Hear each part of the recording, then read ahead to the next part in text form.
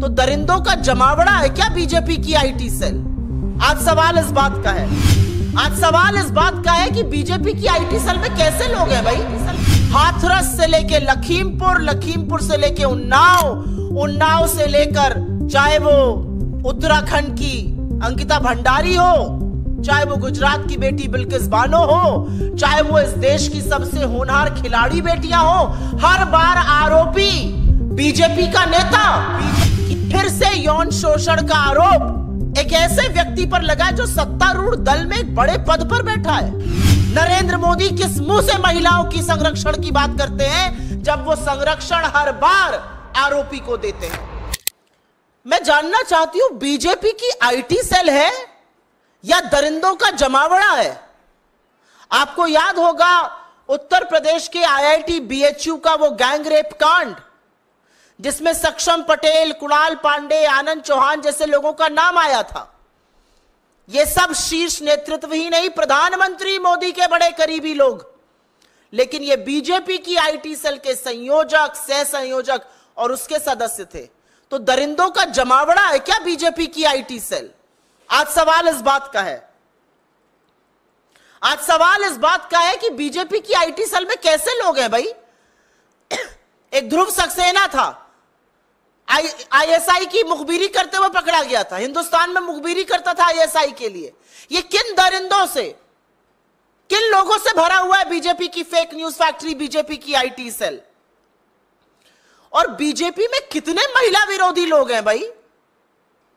हाथरस से लेके लखीमपुर, लखीमपुर से लेके उन्नाव, उन्नाव से लेकर चाहे वो उत्तराखंड की अंकिता भंडारी हो, चाहे वो गुजरात की बेटी बिल्किस बानो हो, चाहे वो इस देश की सबसे होनहार खिलाड़ी बेटियां हो, हर बार आरोपी बीजेपी का नेता। कभी कुलदीप सेंगर, तो कभी चिन्मय आनंद, तो कभी ब्रजभूषण, तो कभी अंकिता भंडारी का हत्यारा जिसके पिता बीजेपी के नेता है। कैसे लोगों से बीजेपी भरी पड़ी है? और सवाल इस बात का है कि इतने गंभीर आरोप आपके एक बड़े पदाधिकारी के खिलाफ लगे हैं, लेकिन एक शब्द नहीं बीजेपी की ओर से, कोई प्रतिक्रिया नहीं, कोई उस पर एक्शन लेने की बात नहीं। तो आज सवाल इस बात का है कि सुई टपक सन्नाटे का सच क्या है?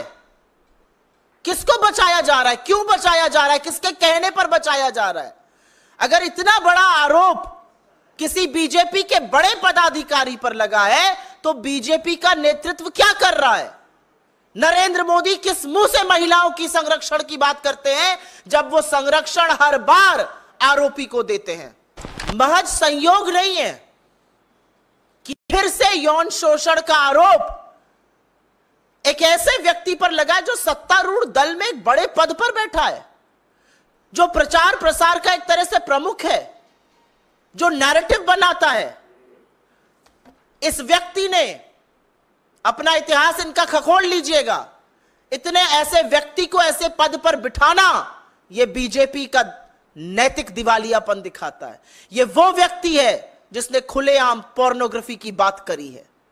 यह वो व्यक्ति है जिसने विपक्ष के खिलाफ सार झूठ, मनगढ़ंत कहानियां, हर तरह के षड्यंत्र रचे हैं। राजनीतिक प्रतिद्वंद्विता को किनारे रखकर इसने देश के प्रथम प्रधानमंत्री पंडित नेहरू तक को नहीं बख्शा। उनकी अपनी बहन और भतीजियों के साथ की फोटो को इसने दुष्प्रचार करके चलाया, लांछन लगाए।